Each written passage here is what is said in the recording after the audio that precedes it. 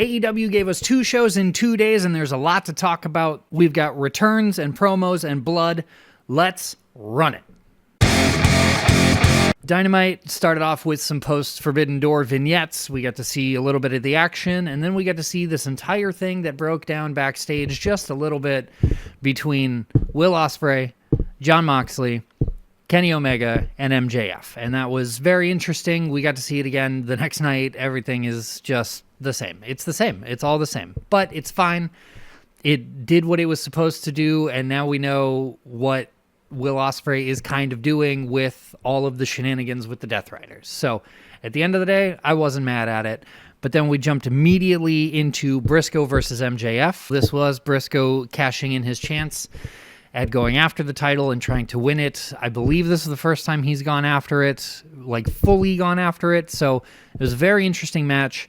MJF bit Briscoe's forehead at one point and broke him back open from the weekend shenanigans in the Door to Hell Forbidden Door cage match. Very interesting name. MJF did end up with the victory on that, so congratulations to him. Very happy that he still has the title. Now Omega wants to come after the title, and he has a chance this upcoming week. We'll see what happens there. Then we had Renee, after the commercial break, come back with MJF, and he was basically just like, yeah, I'll see Ospreay at the end of the year. No problem. Omega sucks. Deal with it. We followed that up with Tony Schiavone inviting Andrade El Idolo out to the entry ramp where they were going to have a little chat. That lasted a minute or so before the Don Callis family came out, and everybody got their licks in on Andrade. That turned into a whole thing where Andrade was going to go up against Brian Cage, and that match was set later in the night. Then Mercedes Moné popped up in a swimsuit on some beach somewhere with the Owen Hart title, and she was basically just saying, I'm still the best, and now I'm coming after the one title that I never got my hands on here in AEW. Then we got a fun match. We got to see Kevin Knight versus Blackheart Leo Rush, and that was silliness in a nutshell. Leo Rush's Blackheart character is my favorite thing happening right now, and I really hope he can continue to keep it up for a long time. He actually did an interview in full Blackheart like persona, and it broke down 17,000 times, but it was very funny to watch. Kevin Knight ended up with the victory. He retained the TNT title, although I do want to say congratulations to Rush for having the ROH TV title. That's very cool. I'm very happy for him. After the match, Kevin Knight grabbed a mic and started to do some talking. Darby Allin came out, challenged him to a match for the TNT title. Knight was just about to say yes when Don Callis snatched the mic right out of his hand and was like, no, that's not happening. No, not even a little bit in a million years. Thank you. Goodbye. Then we went backstage again, got a little bit of an interview with Ciampa where Jericho popped up, hit him in the head with a plastic trash can, and then they started to brawl, and that spilled out into the back of the arena area where a lot of semis were parked. And it just was all over the place. Both men got some good shots in. Their match is coming up next week. I'm very excited to see it. I can't wait to see how they're going to start using Jericho to boost the younger talent, even though I don't think Ciampa really needs the boost. But it's going to be a lot of fun. Then we smash cut back to Renee, who was kind of walking around in the back. She dipped into the Elite's locker room and told Kenny Omega, like, I hope you are thinking about this decision you have to make, because earlier in the night, after Omega had saved Briscoe, he challenged for the title, and MJF said, yeah, I'll fight you for it, but if you lose, you have to go the same direction as Hangman, and you're never going to be able to challenge for this title ever again, ever, ever. So the Elite were all in their locker room talking it over. He hadn't come to a decision yet. It's no big thing. The next actual match of the night, we got to see Mox and Ospreay go up against Lee Johnson and Blake Christensen, or the Swirl. Both teams worked very well together. I was a little surprised that Ospreay and Mox were doing as well as they were doing as far as like the legitimate tag teaming aspect of everything went, but the Swirl looked awesome top to bottom. I've never seen them really have very many issues unless it's an accident. Mox and Ospreay did end up getting the win after they did this ridiculous like spot thing, and it was just very fun top to bottom. I would honestly give it match of the night. Like, it was just that good. So if you got time, go find the clips, go see bits and pieces of it, go find the whole thing. I don't know. Go watch it. It was really good. Then we got another promo of Cage and Cope in the back sometime after Forbidden Door, and they were talking about, well, Jay White's back. You know, Cope was like, I'm glad that he helped us. I felt like we've kind of been okay with each other in the past. Maybe now we're even. Nobody owes anybody anything. To which Cage said, if you recall, before he got injured, he and I were having a really big spat. So I hate him. And then he walked off. And that was just the whole thing. This new double persona, as far as like Cage being the grumpy old man and Cope being the one trying to hang on to his like childlike wonder, is just so fun. And I'm not sure where they're going to go with it, but let's just keep it up as long as we possibly can. Then the Bang Bang Gang were in the back, and they shot a little promo, and they put up a big challenge to Shane Taylor Promotions for a match. So that was very interesting, and we actually got to see that on the Thursday Collision, so we'll get into that in a little bit. Then we got to the main event of Dynamite, and it was the 6-woman Survival of the Fittest challenge match for the TBS title. It was very interesting. We got to see Strat, Micah, Harley Cameron, Persephone, Queen Aminata, and Sheeta all go up against each other, and it was last woman standing wins. So I've got some notes here. This is how everything broke down. So the whole thing just started in a big brawl. Everybody was going after everybody, which we all kind of expected. It was 6 women throwing hands. Then we get to see Persephone eliminate Harley Cameron after about the 3-minute mark. Sheeta eliminated Micah about 90 seconds later. There was a lot of back and forth. Persephone yanked Statlander off the apron with Sheeta's kendo stick, which was a very interesting thing, but she made a very big thud splat on the mats. So that was fun to listen to for the moment. A little while later, Persephone eliminated Queen Aminata with a quick roll-up while Aminata was trying to eliminate somebody else. Then finally, Stat and Persephone got into it hard and heavy. They were going back and forth, but Statlander just managed to eliminate Persephone. So Sheeta and Statlander were going back and forth. It was a lot of just big, heavy hits. Sheeta got Statlander in a submission hold. Stat crawled her way all the way under the bottom rope and was trying to escape the ring when Persephone came by and hit a hell of a drive-by, which then allowed Sheeta to yank Statlander back into the ring and get the 1-2-3. Sheeta is the new TBS champion. She is going to take advantage of that. She is playing the strangest heel I've seen in a long time, but I am not against what she's been doing. We ended the night with Omega coming out, grabbing a mic, and basically telling MJF to go F himself, and that he accepted the challenge, and if this is the end of his run, because at this point, I think if he feels like he can't get the AEW title, he's probably going to walk away to some level, kind of like Hangman did. However, I think that Hangman is going to come back, and he's going to help Omega win the title at the pay-per-view. So we will see what happens there. We are going to now move on to Collision. This is a 2-part episode, so bear with me. We started Collision with Pac and Claudio taking on Maloney and Takagi. This was a great match. It was 4 heavy hitters with 2 kind of quick, fast, in a hurry boys. So everything lined up really well. I had 0 qualms with this until Pac grabbed Maloney, dragged him outside, put him in the corner of where the barricades all meet, and Garcia came running out of nowhere and grabbed him and held him there while Pac and Claudio just worked Takagi in the ring for as long as possible.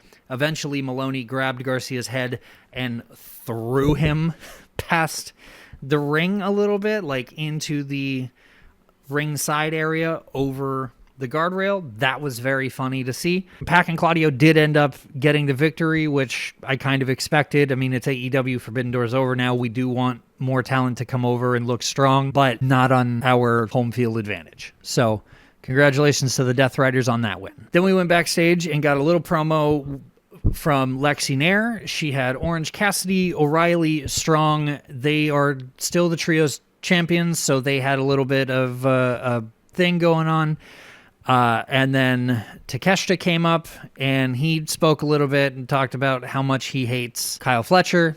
So that's just setting up for the Kyle Fletcher Takeshita match. Then we got the match between Andrade El Idolo and Brian Cage, and it was awesome. I don't have any bad words to say about it. It was hard-hitting. They're making him look even bigger now, and it seems like he's going to try to start taking out each member of the Don Callis family one at a time to work his way up to wherever he's trying to go. Then we got a little bit of a Gabe Kidd package, so apparently he's going to be back soon, which I'm not against. I think that the Dogs need their third man. I think that that will help with this little connection that the Dogs and the Death Riders have. It's just we're just waiting for Kidd to come back and continue to wreak havoc. Then we got Mina Shirakawa and Thunder Rosa up against Zara Sakar and Becca. Squash match. Nothing too crazy. Tekla had a cameraman and cut a little promo saying how she's taking out Stardom and how it's no longer necessary for them to even exist and how the company is dead. So that's just Tekla being Tekla. Skyflight has officially induced Matt Sydal into their ranks. Then we got a hell of an 8-man tag match. It was STP versus 3 members of the Guns. It was both of Billy's boys and Jay White, and they had Adam Copeland tagging with them. So 8-man tag. It was everywhere. They have the high flyers. They've got the big, heavy, beefy, punchy boys. Like, everything in this match worked really well. Jay White looks so good now that he's back and he's actually wrestling. He looks like there's no ring rust. But STP really tried to put in a fight, and they were using some underhanded tactics, and they were really trying to get people separated and beaten down while the referee wasn't paying attention, and it was kind of a mess on their end, whereas the Guns and Cope were way more together on coinciding with what they were doing. The Guns and Cope did end up with the victory, which of course they did, but Shane Taylor Promotions is looking better and better every week. After the match, the Dogs music hit, and as Finley and Connors were coming down the entry ramp, the Death Riders came out from behind and attacked everybody. And then the Dogs joined them in the ring, and everybody put a beat down on Cope and on the Bang Bang Gang, and they were just bodies strewn everywhere.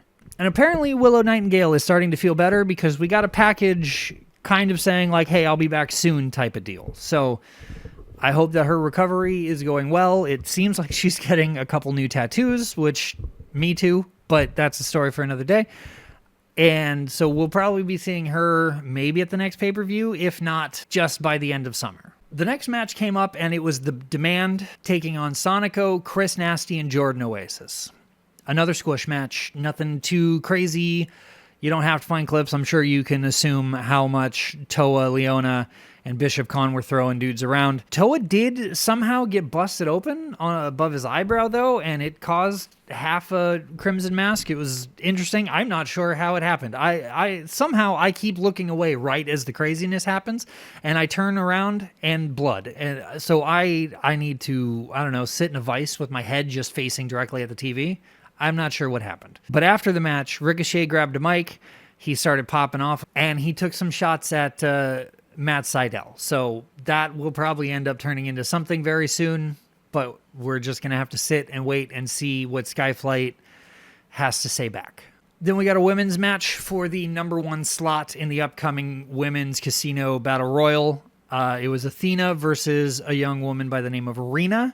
Rena is 19, has been wrestling since she was 11 over in Japan, and boy, did she go.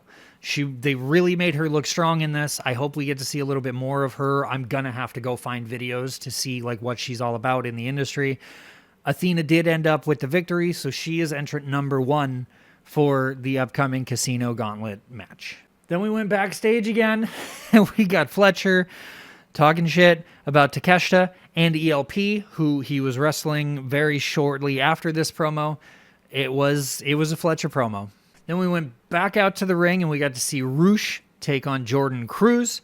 and squish. Then we went backstage again, and the Ops cut a promo where Shibata was calling out Bandito because he wants to go after that title now. Apparently, he's on a 19-win streak down in ROH, so he wants win number 20 to be the ROH title. That is going to be a very interesting match, and I hope it comes true soon. Then we went back out to the ring, and we got to see Maya World take on Julia Hart for the Casino Gauntlet Battle Royal Slot 2. And much to my chagrin, Maya World won. I don't hate Maya World. I don't. There's nothing wrong with what's happening with Maya World at the moment. Julia Hart hasn't had gold for several years. She's in a strong stable. What are we doing here? Give the Triangle of Madness more gold. Thank you. Then we hit commercial, came back from commercial, and went straight into a beach break promo package thing. It showed a bunch of people who all have issues with each other, who all somehow managed to have matches at Beach Break. It's going to be fun. I can't wait to watch it. Let's get there already. Then we rolled directly into the main event, where we got to see Fletcher take on ELP. And boy, do I like ELP.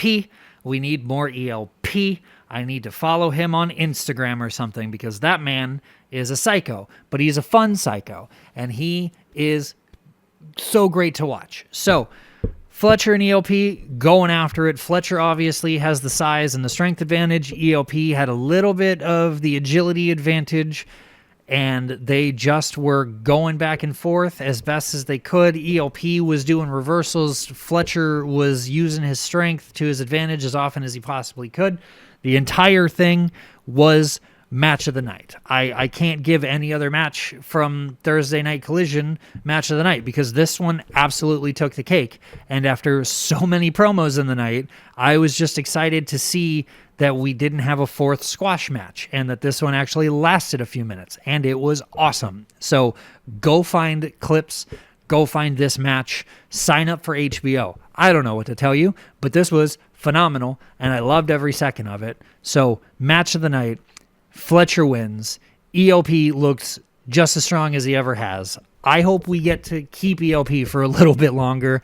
I would love to see ELP versus L Clone. I think that would just be the battle of the L's for the dub. Come on. How fun would that be?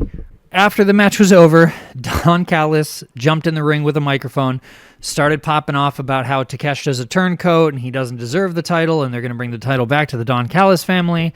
And then Takeshita's music hit, and he sauntered down to the ring with the title in hand, and he scared off Fletcher and Don Callis, and he stood tall at the very end of the night. So Fletcher versus Takeshita for the title is going to be a banger. Give us more ELP. Give the Triangle of Madness more gold. We need them to run the women's division, maybe even alongside Megacross. I don't know. That would be fun. It would work. So happy 4th of July, everybody. Get as much rest as you can. Don't scare the neighborhood dogs with too many fireworks. And we will see you next Wednesday for Dynamite Beach Break. Peace.